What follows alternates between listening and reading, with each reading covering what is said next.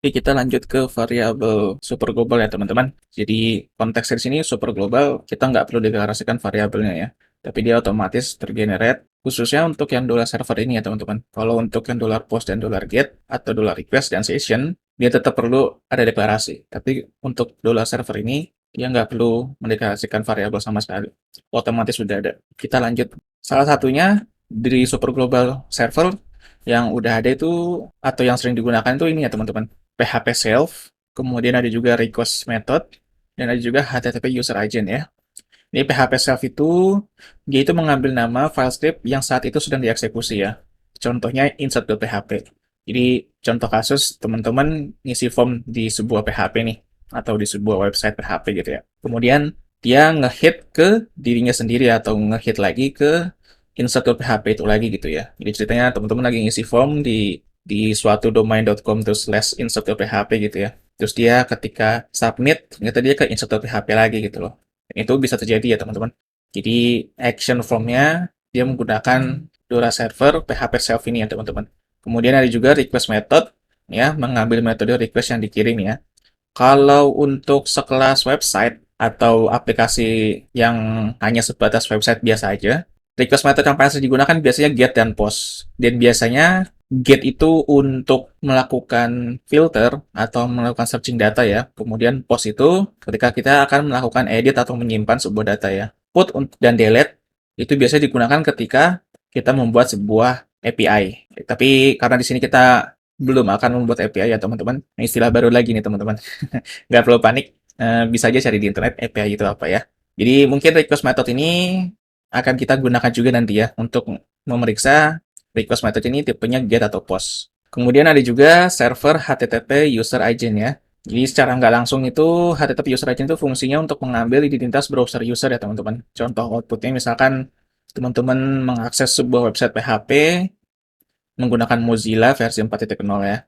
Nanti kalau memang di aplikasi tersebut dia menjalankan atau mencetak variabel ini untuk kepentingan mereka gitu ya, misalkan entah mungkin kepentingan history atau kepentingan log, nanti browser teman-teman bisa kecatat ya menggunakan browser apa. Nah, lebih lengkapnya karena variabel yang terkait dengan server itu banyak sekali ya di PHP teman-teman. Teman-teman bisa kunjungi Metri School, kemudian di bagian PHP Super Global Server, di sana dibuat sebuah list ya teman-teman. Teman-teman bisa cek sendiri di sana ya. Karena kalau misalnya dijelasin semuanya nanti bisa nggak selesai-selesai atau panjang sekali ya durasinya. Dan memang kalau teman-teman nanti sudah menggunakan framework di PHP, meskipun nggak menggunakan framework pun, jujur menurutku ini jarang banget dipakai ya teman-teman. Tapi ini sekedar tahu aja teman-teman.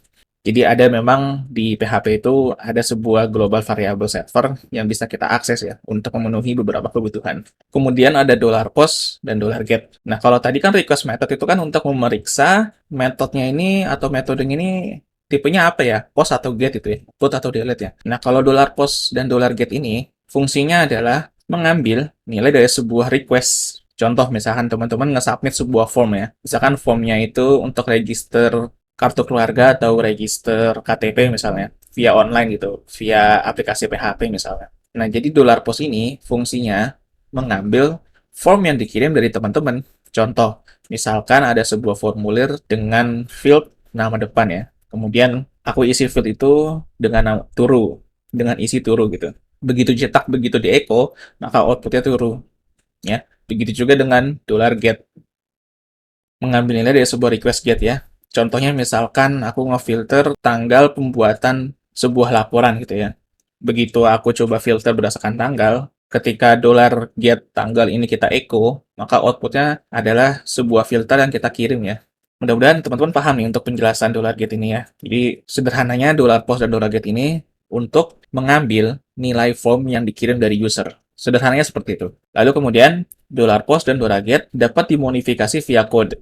Ini sekedar informasi aja teman-teman. Jadi dollar post dan dollar get itu meskipun sudah dikirim dari user, kita masih bisa memodifikasinya lagi ya teman-teman. Misalkan kita ubah, misalkan teman-teman kirim request hanya 2, kemudian kita tambah jadi 1 jadi 3, itu bisa ya. Jadi masih bisa kita otak-atik lah datanya dari user. Kemudian apa perbedaan dollar post dan dollar get? Yaitu tadi, biasanya dollar get digunakan ketika kita akan melakukan sebuah filter atau sebuah searching lah. Misalkan ada master data nih, misalkan ada daftar menu di sebuah restoran di aplikasinya gitu ya. Kemudian kita searching, kita cari yang kategorinya khusus minuman. Nah, itu biasanya menggunakan method get. Kemudian untuk method post, biasanya ketika kita akan melakukan pendaftaran ya, misalkan kita register akun atau melakukan pengajuan suatu laporan yang bersifatnya mengirimkan sebuah data yang sensitif lah, itu akan menggunakan post. Nanti perbedaan lebih jauh lanjutnya akan lebih kelihatan ketika kita sudah praktek di form request ya teman-teman. Terakhir, ada dollar request. Nah, dollar request ini sebenarnya secara nggak langsung mirip banget ya sama dollar post ya teman-teman. Hanya saja yang membedakan adalah request tidak dapat dimodifikasi via code. Contoh, misalkan teman-teman kirim atau mengisi sebuah formulir nama depan Turu gitu ya. Terus kita mau ubah jadi Turu Sakti gitu. Nah, itu nggak bisa sama sekali. Jadi benar-benar datanya murni yang diambil dari user. Oke, itu tadi penjelasan untuk variabel super global ya teman-teman. Sekarang kita sebelum mengakhiri video ini, karena durasi video masih terlalu pendek juga, nanti diomelin Pak Bos. Jadi kita akan coba install VS Code ya teman-teman. Nah, oke. Teman-teman bisa kunjungi websitenya yaitu kodevisualstudio.com/download ya. Atau nanti di deskripsi aku tambahin deh linknya. Teman-teman bisa tinggal download aja, klik yang Windows ini untuk pengguna Windows. Untuk pengguna yang lainnya, teman-teman tinggal sesuaikan ya, mau dev atau RPM atau Mac atau apalah ini, aku nggak tahu istilahnya. Silakan disesuaikan dengan OS teman-teman ya. Ketika selesai di download ya, sini udah selesai download, teman-teman tinggal buka yang udah di download ya. Berapapun versinya, teman-teman nggak perlu khawatir. Ini hanya installer, jadi mungkin nanti di masa depan nanti ada teman-teman yang baru nonton, versinya sudah berbeda, nggak masalah ya. Tinggal diklik 2 kali, silakan dibaca agreement-nya kalau mau, nanti tinggal di next. Kita nggak masalah install di C aja, default aja ya. Next. Nah, di sini aku sarankan teman-teman mencentang dua ini ya teman-teman. Jadi nggak perlu repot-repot. Kalau misalkan teman-teman mau buka VS Code di suatu folder atau di suatu file ya. Kemudian klik next, install, dan biarkan itu berjalan dengan sendirinya. Oke, nggak perlu kita buka ya, kita finish aja dulu. Nah, contohnya tadi fungsi centang 2 tadi, di sini teman-teman bisa show more option untuk yang menggunakan Windows 11 ya. Untuk Windows 10 dia tampilannya ketika klik kanan akan seperti ini. Di sini ada open with code. Jadi teman-teman bisa langsung membuka VS Code di folder yang teman-teman klik kanan ini. Misalnya kita buka open with code gitu ya.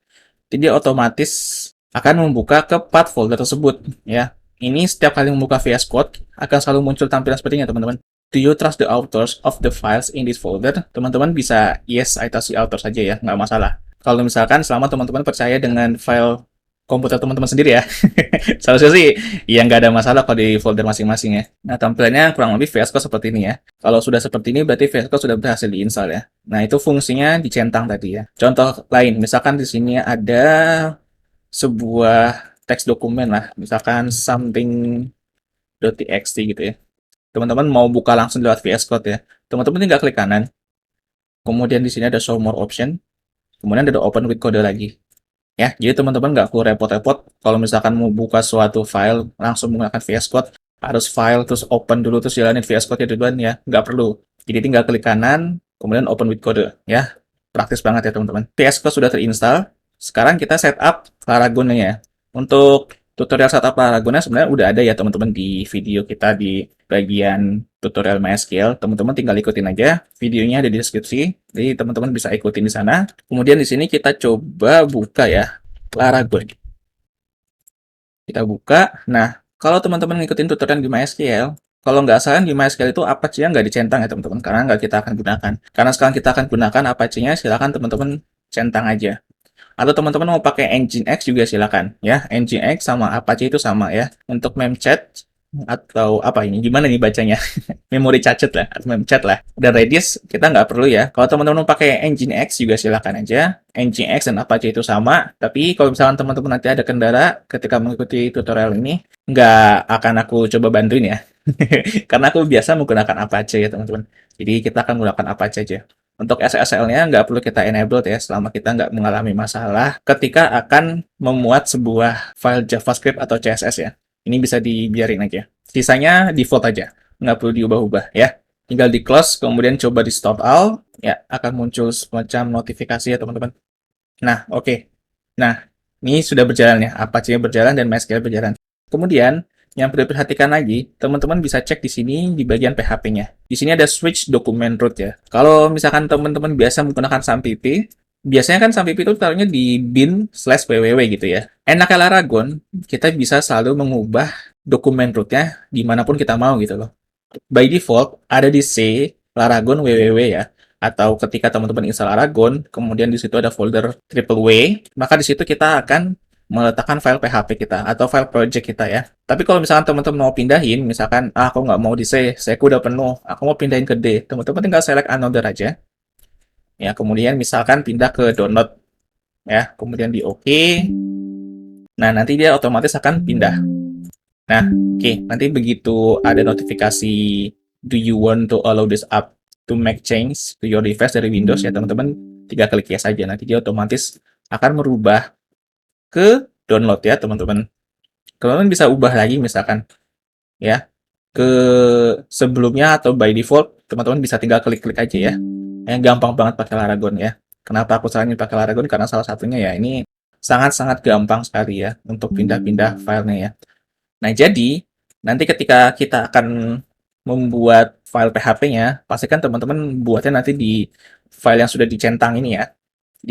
Kalau di tempatku, aku akan buat nanti di folder kita kayak Creative Studio, kemudian di dalam tutorial, kemudian di dalamnya ada PHP, baru di sana ada file PHP-nya. Ya, teman-teman bisa klik root kalau teman-teman mau langsung buka ya. Nah, di sini nanti bisa teman-teman bikin file PHP-nya di sini. Jadi nanti begitu file PHP-nya dibuat, nanti akan langsung jalan di browser kita. Ya, oke, kita akan lanjut praktek form request dan mungkin nanti ada penjelasan ulang lagi tentang Laragon di video selanjutnya, teman-teman. Mudah-mudahan teman-teman paham terkait Laragon ini ya.